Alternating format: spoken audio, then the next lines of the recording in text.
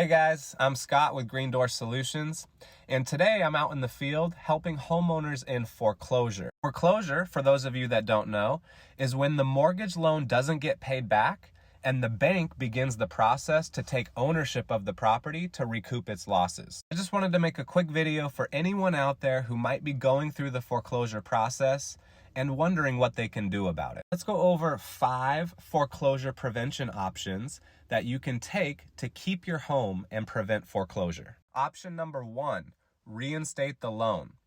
Now, the quickest and easiest way to end the foreclosure process is to just pay off the arrears and reinstate the original mortgage. Now, this is all the banks wanted in the first place. They would be more than happy to let you stay in your home just as long as you pay them back the money you owe them from your missed payments. Option number 2, work out a deal with your lender. Sometimes you can work out a deal with your bank where you sit down with a mortgage or a foreclosure specialist and you talk to them about changing the structure of your mortgage. Perhaps the payments get spread out so they're lower each month, for example. We've seen forbearance agreements, repayment plans, loan modifications. Just make sure that the deal works for you. You don't just want to fall back into the same situation and repeat the foreclosure process again. Option number 3 would be to sell the property. Now, there's 2 ways to go about this.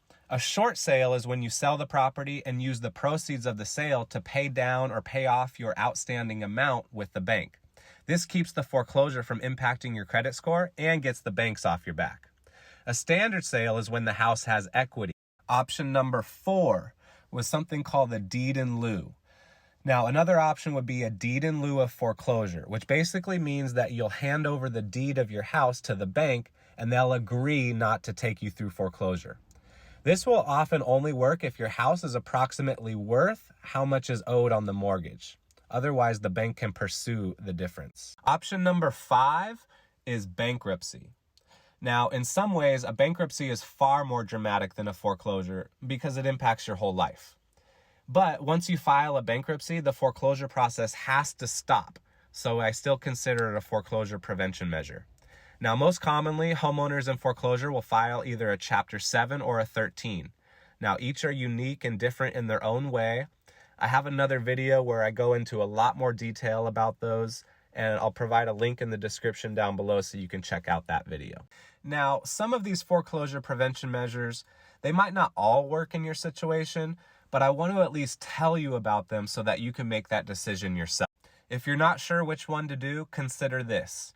If you can afford the payments and you want to stay in your house, then working a deal with your lender, option number 2, is probably the best option. If you do want to put everything behind you and move on with your life, then consider selling your home and paying off your mortgage with that money. If you do decide to sell, give us a call. We would love the opportunity to work with you and make the process of selling super easy and less stressful for you.